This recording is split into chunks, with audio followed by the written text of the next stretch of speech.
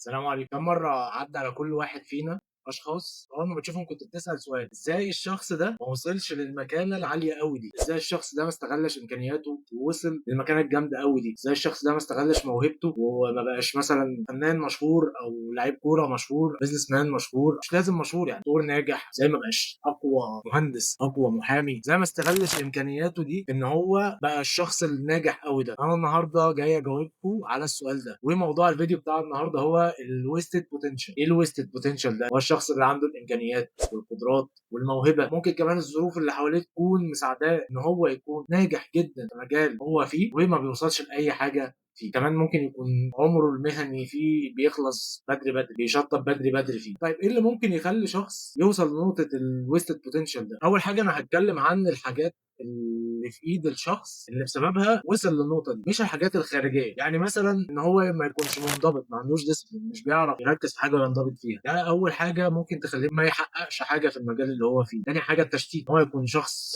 متشتت، دماغه في مليون حاجه، مركز في الناس قالت ايه والناس عملت ايه والناس قالت عليا ايه، ودايما دماغه في مليون حاجه الا الحاجه اللي هو فعلا فعلا عنده الامكانيات ان هو يكسر الدنيا فيها. ثالث حاجه واخطرهم الغرور. الايجو ده عدو الانسان الاول. حلو ان انت تكون واثق في نفسك، لكن وحش جدا جدا جدا ان انت تتغير. الغرور يسوقك، انت تشوف ان انت جامد جدا وان انت على واحد وان انت على واحد، كل الكلام الفاضي. يعني الموضوع فيه نسبه توفيق كبيره جدا جدا جدا من ربنا، انت مش باصص لها اساسا. الموهبه اللي انت عندك دي الفطريه دي هبه من ربنا، انت ما لعبتش حاجه فيها. ذكائك ده هبه من ربنا ليك، انت ما لعبتش في حاجه فيه. ممكن تكون اشتغلت وسعيت وعملت، بس شغلك قليل قوي ان انت تتغير عليه. يعني مفيش حاجه تستدعي الغرور او ان انت تتكبر على الموضوع. يعني رابع حاجه وهي عكس الغرور، ان انت ما تكونش واثق في نفسك. يعني مثلا يكون دايما عندك خوف من نظرة الناس ليك او من كلام الناس ليك او من حكم الناس عليك، مع ان انت ممكن يكون عندك كل الامكانيات اللي يوصلك للي انت عاوزه، بس انت خايف تبدا في الحاجه او خايف تكمل في الحاجه عشان خايف من حكم الناس عليك. طبعا كلنا شفنا المشهد المشهور بتاع محمد لطفي يوسف الشريف اللي بيقول عشان تنجح حاجه لازم تبعد عن ثلاث حاجات: السجاير والخمره والنسوان. والحاجات دي هي شهوات، وانت لو ما عرفتش تقول لنفسك لا، نفسك هتركب وهتنغمس في الشهوات دي، مش هتخرج منها ابدا واصل لاي حاجه. ايه اللي خلاني افكر في موضوع الويستد بوتنشال ده؟ انا معايا في التمرين ناس موهوبين فشخ، حرفيا يقدر يوصل يحقق حاجات على مستوى العالم مش على مستوى مصر، وهو بيجي التمرين مره في الاسبوع، يوم ما بيجي متاخر ساعه ويتمرن ساعه ويمشي. انا بيصعب عليا المواهب الجامده قوي دي اللي بتضيع بسبب ان البني ادم مش مركز فيها ومش عارف يدوس على نفسه فيها. لان احنا كلنا عشنا القصه دي، كلنا في يوم من الايام كنا وسط بوتنشال في حياتي. في حاجات عدت عليا في حياتي كنت شايف ان انا ممكن اوصل